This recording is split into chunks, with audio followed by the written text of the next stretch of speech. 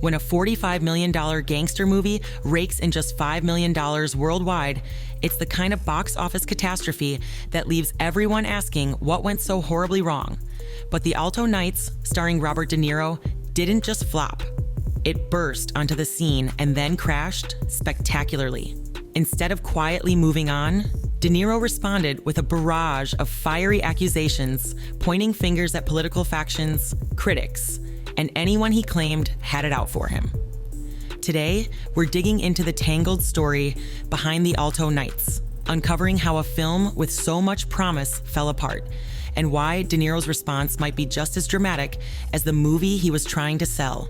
Robert De Niro cemented his legacy playing mobsters and tough guys in classics that helped define an entire genre. So when word spread that he'd played two rival gangsters in a single film, fans were understandably intrigued. Warner Brothers agreed, pouring $45 million into the production and marketing. It seemed like a no-brainer. De Niro returning to his criminal underworld roots, this time with a double performance that promised plenty of on-screen tension. Behind the scenes, excitement was palpable.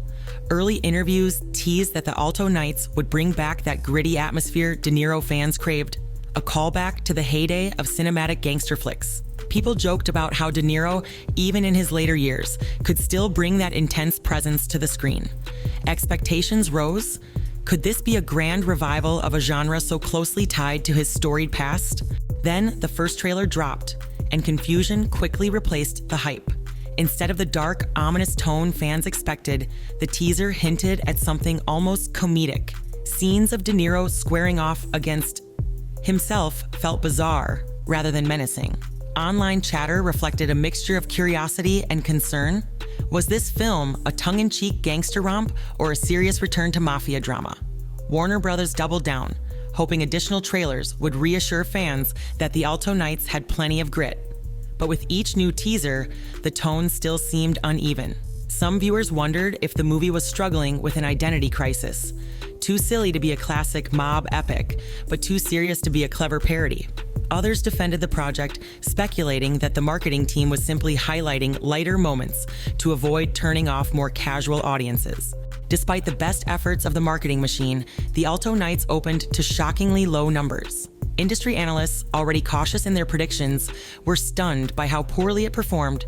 By the end of opening weekend, it was clear the film would be lucky to recoup even a small fraction of its budget. Critics piled on. They lambasted the script for recycling mob cliches, complained about sloppy pacing, and hammered De Niro's dual role for feeling more gimmicky than groundbreaking.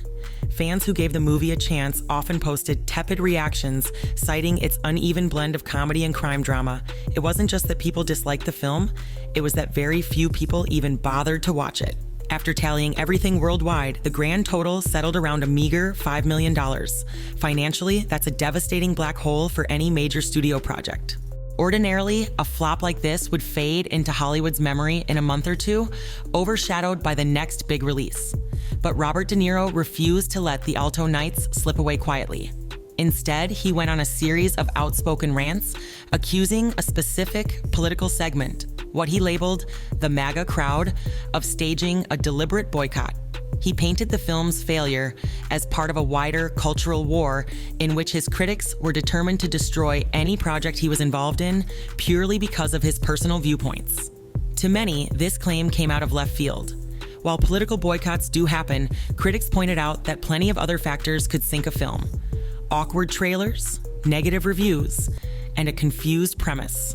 Nonetheless, De Niro dug in, lambasting those he felt took issue with his real-world opinions, declaring they were undercutting an important piece of cinema just to spite him.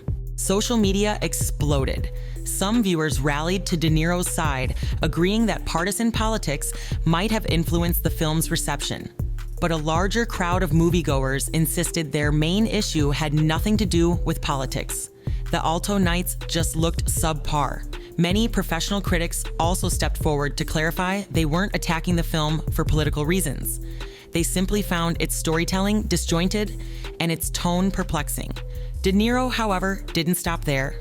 In interviews, he singled out prominent figures he believed had stirred up hostility toward his work, going so far as to label them responsible for a coordinated campaign. This approach quickly turned off even casual fans who felt he was shifting blame for a poorly made movie onto external forces. Instead of calmly addressing critiques about the script or the off-kilter humor, he continued focusing on perceived political enemies, fueling an already volatile online environment. No studio enjoys seeing a high-profile project crash and burn, let alone one that becomes the poster child for political drama. Insiders whispered that Warner Bros. Executives were deeply disappointed by both the film's performance and De Niro's combative interviews. Rather than drawing sympathy, he seemed to alienate fans, critics, and potential future collaborators. According to industry chatter, the studio had originally planned for the Alto Knights to kick off potential spin-offs or expansions of the gangster universe, especially if De Niro's dual role captured imaginations. Instead, they found themselves dealing with a PR crisis, trying to distance the studio's reputation from a star who was making headlines for all the wrong reasons. Some rumors even suggested that the higher-ups had already decided, months earlier, to not work with De Niro in any major capacity again, predicting the negative fallout that could come with his outspoken nature. Robert De Niro has never been shy about his political opinions, but rarely have they overshadowed his work to this extent. For a long time, fans separated his personal views from his on-screen talent. After the Alto Knights, though, the lines blurred. When you accuse large swaths of the public of undermining your film, especially in such stark terms, you risk alienating both casual audiences and longtime devotees. Some longtime fans argued that De Niro's meltdown was an overreaction, possibly fueled by embarrassment over the massive flop.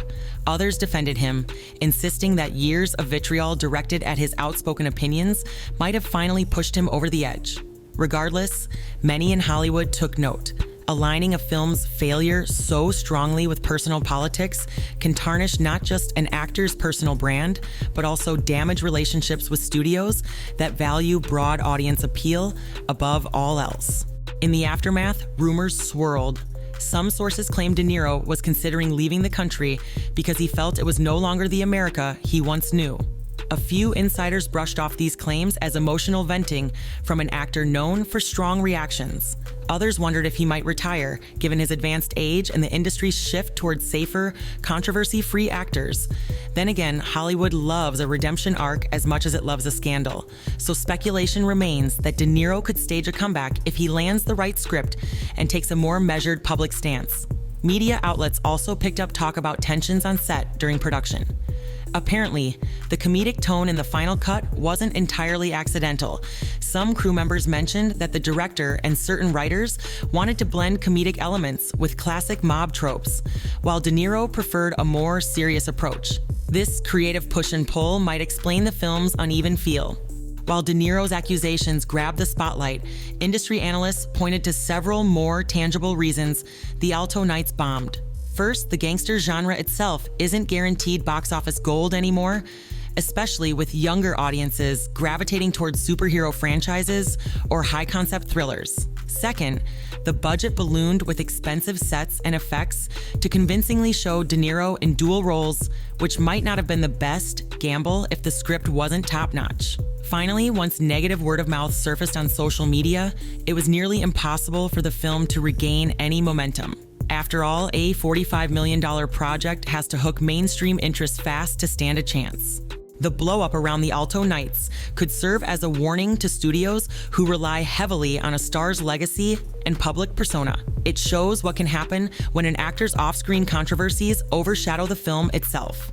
Beyond the specific politics in question, the broader lesson is clear. Audiences have countless viewing options these days, and if they sense a movie is either low quality or mired in behind-the-scenes drama, they'll skip it without a second thought. Producers, directors, and even marketing departments are likely watching this disaster closely, taking notes on how a project can unravel when star power clashes with audience sentiment. It's not just about having a big name anymore. It's about crafting a story that resonates and making sure the press surrounding it doesn't drown out the actual content. History shows that Hollywood careers can be surprisingly resilient. De Niro's legacy as a leading figure in gangster films and beyond is almost unparalleled. A single failure, even one as public as this, doesn't have to be the final nail in the coffin. It all depends on how he handles the fallout. If he were to step back, issue a calmer reflection on what happened, and choose a new project that reconnects him with fans, it's conceivable he could salvage his reputation. Yet if he continues to point fingers, doubling down on the narrative that only external forces ruined the Alto Knights, the public might tire of the drama. Audiences can forgive a flop, but they often have little patience for someone who blames them for not enjoying a subpar product. Ultimately, whether De Niro's brand can recover might depend on how he navigates the next few months or years, both in his public statements and in the roles he chooses. So there you have it. A once promising gangster flick that was supposed to be a triumphant return to form for Robert De Niro ended up becoming a cautionary tale about mixing politics, marketing missteps, and unchecked creative risks. The Alto Knights might have been doomed by its messy tone, a lackluster script, or by an audience simply tired of the same tropes. But the real showstopper was De Niro's reaction, blaming political factions for torpedoing what he believed should have been a hit. Will he fade from the spotlight? Or will we see a fiery comeback and a renewed version of this legendary actor? Time will tell. In Hollywood, reinvention is always possible, but it demands a willingness to adapt, self-reflect, and maybe even apologize. For now, the Alto Knights stands as a monument to how quickly hype can evaporate and how deeply public perception matters, especially when the star of the show decides to wage war on the very people he needs to fill those theater seats. What do you think? Did the movie bomb because of external boycotts? Or was it simply a flawed concept from the start? Let me know your thoughts in the comments. And if you appreciated this breakdown, don't forget to subscribe and click that notification bell for more deep dives into the biggest stories in film and entertainment. Thanks for watching, and remember, in Hollywood, sometimes the off-screen drama is more explosive than anything you'll see on the big screen.